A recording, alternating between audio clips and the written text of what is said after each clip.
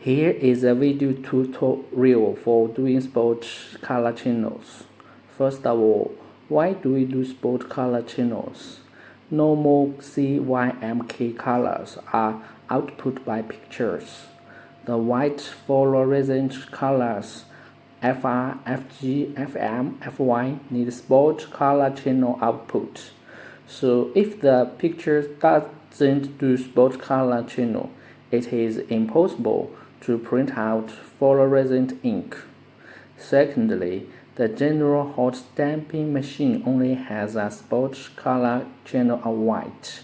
The name must be uppercase W1, and the fluorescent ink printer needs to set 5 channels. W1, W2, W3, W4 correspond to 4 fluorescent colors. W5 is the white channel.